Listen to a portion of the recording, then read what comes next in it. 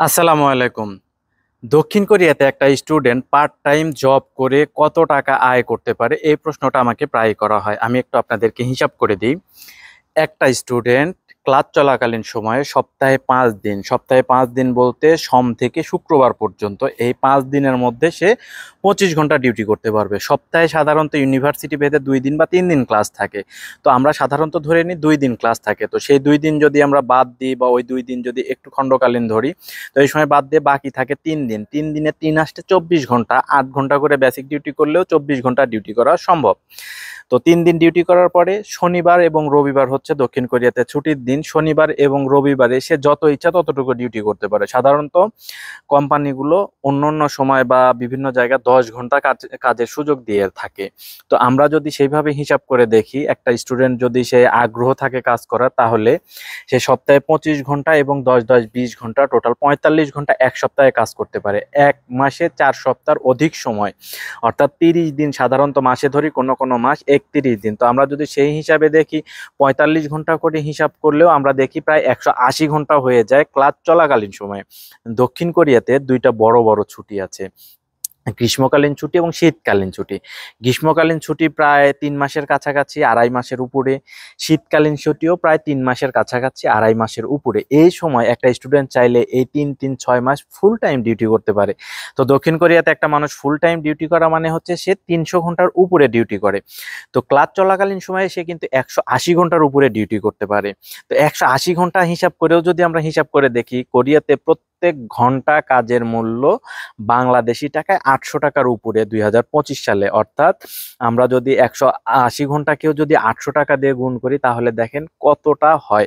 হিসাব করলে দেখা যাবে ১.৫ লক্ষ টাকার উপরে, প্রায় ১,৭০,০০০ টাকা গড়, বা ১,৬০,০০০ টাকা, ৭০,০০০ টাকা সে গড় পাচ্ছে। এবং এই যে ছুটিকালীন যে সময়টা রয়েছে ৩ মাস, এই ৩ মাস ৬ মাস সময়ে কিন্তু সে ৩০০ ঘন্টা ডিউটি করতে পারবে। তো এই সময়ে বেতন কিন্তু তার দেখা যাবে যে ৮০০ টাকা করে আপনি ৩ গুণ করে দেখুন, তাহলে কত হয়? ২,৪০,০০০ টাকার উপরে।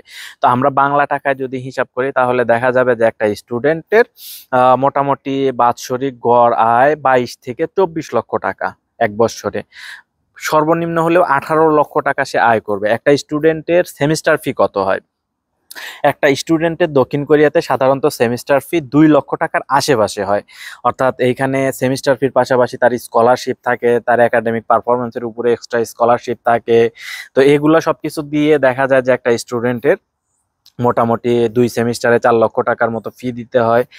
তার ডর্ম, অর্থাৎ অ্যাকোমোডেশনের জন্য খরচ রয়েছে। তো অ্যাকোমোডেশনের খরচটা কেমন আসে? যদি সে ইউনিভার্সিটির ডরমেটরিতে থাকে, ইউনিভার্সিটির ডর্মে থাকলে তার খরচটা তুলনামূলক অনেক কম হয়। বাইরের ডর্মে থাকলে খরচটা একটু বেশি হয়। তো এটাও আমরা ধরতে পারি যে প্রত্যেক মাসে বাংলাদেশি টাকায় ২০,০০০ টাকার কাছাকাছি। তো আপনারা কিন্তু হিসাবটা এখন বুঝতে পারবেন যে আসলে তার টোটাল ১২ মাসে কত হচ্ছে? ২,৪০,০০০ টাকা ১২ মাসে তার মোটামুটি ইউনিভার্সিটির ডর্মে থাকলে খরচ হয়, বা তার একটু বেশি হতে পারে। আর সেমিস্টার ফি তো বলেই দিলাম, ২-৪ লক্ষ টাকা তার সেমিস্টার ফি ধরতে হবে। আর খাওয়া দাওয়ার খরচ, আপনি ডিউটিকালীন সময়ে যদি সেভাবে ডিউটি করেন, ২ বেলা খাবার দেখা যাবেন যে জায়গাতে ডিউটি করবেন সেইখান থেকে পাওয়া যাবে। অন্যান্য খরচের মধ্যে রয়েছে স্বাস্থ্য বীমা রয়েছে, অন্য তেমন কোনো বীমা নেই। তো এগুলো সবকিছু হিসাব করে আমি যেটা দেখতে পাই, একটা স্টুডেন্ট যদি পরিশ্রমী হয়, তাহলে দক্ষিণ কোরিয়াতে সে ৮ থেকে ১০-১২ লক্ষ টাকা পর্যন্ত সে বছরে সকল খরচ বাদ দিয়ে সে যদি সাশ্রয়ী মানসিকতা এবং পরিশ্রমী হয়, তাহলে তার দ্বারা সেভ করা সম্ভব।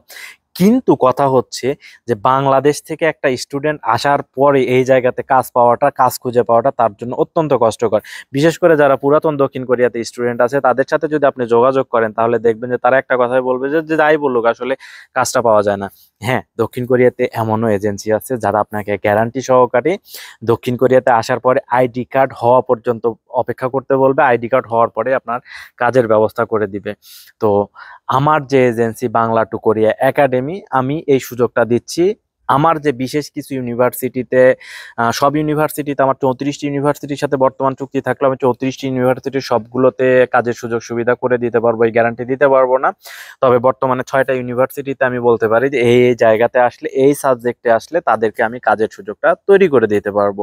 তো আপনারা অবশ্যই দক্ষিণ কোরিয়াতে আসার আগে যে এজেন্সির মাধ্যমে আসছেন, সে আপনাকে কাজের সুযোগ তৈরি করে দিবে কিনা, কাজের সুযোগ আছে কিনা, এটা আপনারা আগে থেকে জেনে নেবেন।